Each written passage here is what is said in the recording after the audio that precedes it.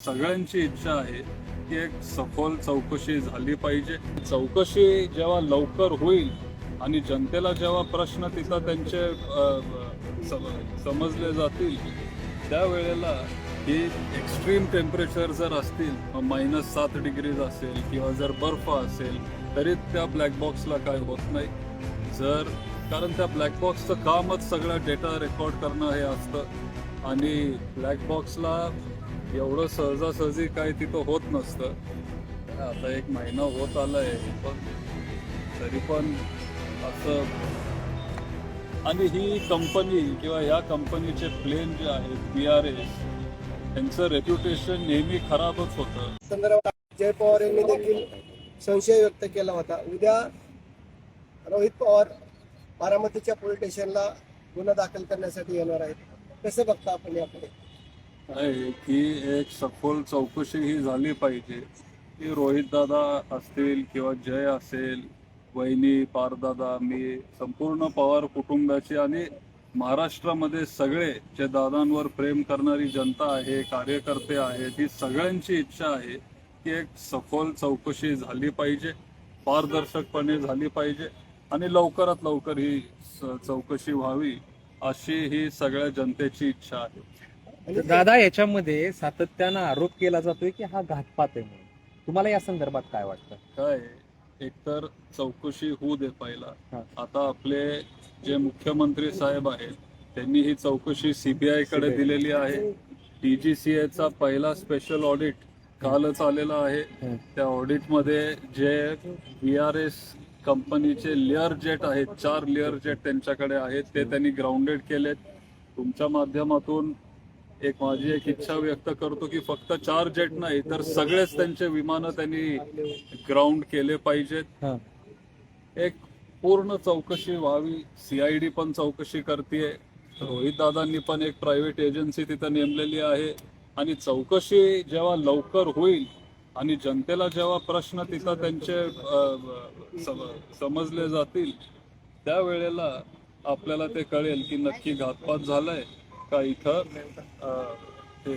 अनेक जण आरोप करतायत की वेगवेगळ्या ब्लॅक बॉक्स असेल किंवा वेगवेगळ्या बाबतीत जे आहेत आरोप केले जात आहेत, माहिती लपवली जाते असा आरोप. तुम्हाला एक पवार कुटुंबातलं किंवा पवार कुटुंबातला सदस्य म्हणून काय वाटतं? खरंच अशा गोष्टी होत आहेत असं तुम्हाला वाटतं? तिथं परवा जयचं ट्विट पण तुम्ही बघितलं असेल. ब्लॅक बॉक्स हा डिझाईनच त्या पद्धतीने केला जातो की एक्स्ट्रीम टेम्परेचर जर असतील, -7 डिग्रीज असेल किंवा जर बर्फ असेल तरी त्या ब्लॅक बॉक्सला काय होत नाही. कारण त्या ब्लॅक बॉक्सचं कामच सगळा डेटा रेकॉर्ड करणं हे असतं आणि ब्लॅक बॉक्सला एवढं सहजासहजी काय तिथं होत नसतं. या ब्लॅक बॉक्सला पण काय असं झालं असेल असं मला वाटत नाही, पण सोशल मीडियावर किंवा व्हॉट्सअपवर मी पण ते बघत आलोय. पण जरी काही ह्या ब्लॅक बॉक्सला झालं असेल तर अमेरिकेत जे कंपन्याज आहेत त्यांच्याकडे ती टेक्नॉलॉजी आहे की ते ब्लॅक बॉक्स मधली सगळी माहिती ते तिथं शोधून काढू शकतात. आणि मला एक विश्वास आहे की त्या पद्धतीने आपल्याला ही सगळी माहिती आपल्याला समजेल आणि आपल्या समोर ती लवकरात लवकर येईल. घटना घडल्यानंतर आपण तात्काळ घटनास्थळी पोहोचला होता. आपल्याला काय निदर्शनास आलं? वेगवेगळे स्फोट त्या ठिकाणी पाहायला मिळाले. पहिला एक स्फोट झालेला आपण पाहिलं, पण नंतर दुसरा देखील स्फोटाचा व्हिडिओ समोर आला. काय सिच्युएशन होती त्यावेळेस? आता 1 महिना होत आलाय पण तरी पण असं मन मानायला तयार नाहीये की असं काहीतरी झालेलं आहे. एवढी भयानक घटना ही झाली आहे. कुणाच्याच कुटुंबावर अशी वेळ येऊ नये अशी वेळ ही आमच्या कुटुंबावर आलेली आहे. मी तेव्हा बारामतीतच होतो आणि एका दुसऱ्या कार्यक्रमासाठी मी निघालेलो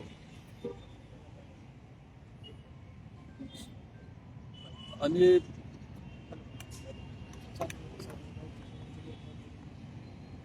तिथं कार्यक्रमाला जात असताना मला एक फोन आला की असं आम्ही दादांना रिसीव्ह करायला एअरपोर्टवर आलोय, विमानतळावर आम्ही पोहोचलोय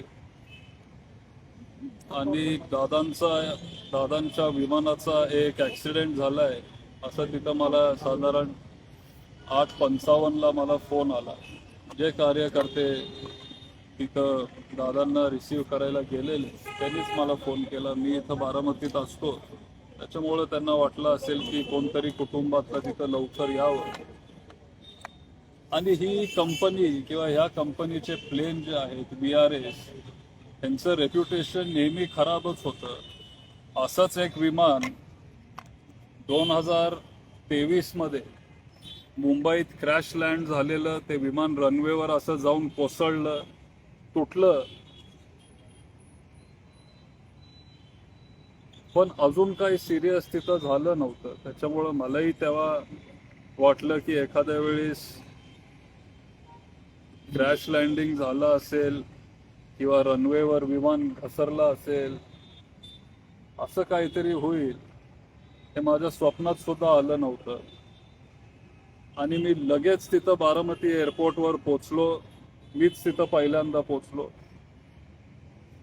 बारामती विमानतळावर गेल्यावर मला काहीच तिथं दिसलं नाही.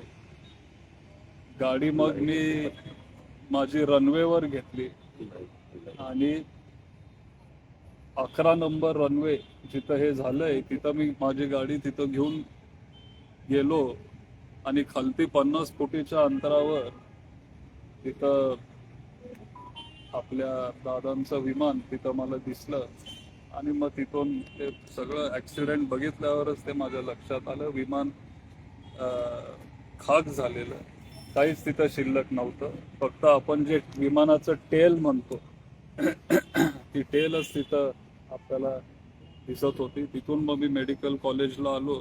बाकीचे सगळे विमानामध्ये इतर आपण जे म्हणतो फ्यूल होतं, कॅन्ड होते, त्यामुळे ते स्फोट झाले आणि म्हणून एवढा मोठा स्फोट झाला असं देखील त्या ठिकाणी संशय व्यक्त केला जातो. असं माझ्याही कानावर आलंय, कारण ते विमान बारामतीला आलं आणि मग लगेच दादांची सभा झाल्यावर ते मुंबईला जाणार होतं. आणि मी असंही ऐकलंय की पैसे वाचवण्यासाठी VRS कंपनीने त्या विमानात थोडं जास्त फ्यूल तिथं टाकलेलं होतं, म्हणजे रिफ्युलिंग करायची गरज पडली नाही पाहिजे, कंपनीचे पैसे वाचले पाहिजेत. त्या कंपनीचा मेंटेनन्स रेकॉर्ड पण खूप काही चांगला नव्हता. आणि हे सगळे गोष्टी DGCA चे जे स्पेशल ऑडिट त्यांनी VRS वर केलं, त्या माध्यमातून काल संध्याकाळी ते बाहेर आलं, आपल्याला ते बघायला मिळालं. दादा, रोहित दादा उद्या येत आहेत आणि तक्रार दाखल करण्याची इथं मागणी करणार आहेत किंवा काय, कसं बघता याच्याकडे? नाही, आज ते तिथं मुंबईला होते. मरीन लाईन्स पोलीस स्टेशन मध्ये ते तिथं गेलेले. तिथंही त्यांनी FIR दाखल करण्याचा एक प्रयत्न केला. त्यांनी तो FIR बहुतेक तिथं घेतला नाही आणि त्याच्यामुळं उद्या ते सकाळी बारामतीत येत आहेत. बारामती पोलीस स्टेशन मध्ये ते तिथं जाणार आहेत. मी पण त्यांच्यासोबत उद्या तिथं जाणार आहे आणि VRS कंपनी असेल, या कंपनीच्या विरोधात आम्ही तिथं FIR दाखल करणार आहे. आमची एवढीच इच्छा आहे की आज मी सांगू शकत नाही की हा अपघात आहे का घातपात आहे का काय आहे, पण आमची किंवा महाराष्ट्राच्या जनतेची एवढीच इच्छा आहे की जे सत्य आहे हे लवकरात लवकर सगळ्या जनतेच्या समोर यावं, आलं पाहिजे. आणि त्याच्यामुळं वेगळ्या वेगळ्या माध्यमातून आम्ही चौकशीची मागणी करतोय आणि लवकरात लवकर आम्हाला सगळ्यांना कळावं की नक्की हे का, कशामुळं झालंय, ते आपल्या समोर यावं. अजितदादांच्या जाण्यानंतर आपण बघितले की पवार साहेबांनी पत्रकार परिषदेमध्ये जी दोन्ही राष्ट्रवादी एकत्र येणार होत्या त्या संदर्भातला व्हिडिओ देखील समोर केला आणि 12 फेब्रुवारीला हे दोन्ही राष्ट्रवादी एकत्र येणार होते. परंतु नंतर अजितदादानंतर वेगवेगळ्या नेत्यांनी U-टर्न घेतल्याचं आपल्याला पाहायला मिळते. भविष्यात काय होईल? दोन्ही राष्ट्रवादी काँग्रेस एकत्र येतील काय? हे सगळं आपला पक्ष एक होणार होता हे खरं आहे. त्याच्यामुळं बारामतीत पण आपण एकत्र लढलो. नगरपालिकेत जरी आपण वेगळे होतो तरी जिल्हा परिषद आणि पंचायत समिती दोन्ही पक्ष एकत्र आले. या आपल्या पुणे जिल्ह्यात, बाहेरच्या जिल्ह्यांमध्ये पण आपले बरेच उमेदवार म्हणजे तुतारीचे ते घड्याळ चिन्हावर लढले. हे सगळं का झालं? कारण आपला पक्ष एक होणार होता. दादांची ती इच्छा होती की साहेबांसाठी आपण ते केलं पाहिजे. सगळं ठरलेलं आणि बारामतीत पण आपण एकत्र आले. तुम्ही जर आता अलीकडचे पोस्टर जर बघितले असतील तर सगळ्यांचे फोटो तिथं होते. एकच चिन्ह होतं आपलं, घड्याळ चिन्हावर आपले सगळे उमेदवार तिथं उभे होते. तुम्हीच मला सांगा की जर आपण एकत्र येणार नसतो तर मग असं हे सगळं झालं असतं का? अशाच नवनवीन अपडेट्ससाठी डिजिटल कोल्हापूर चॅनेलला सबस्क्राईब करायला विसरू नका.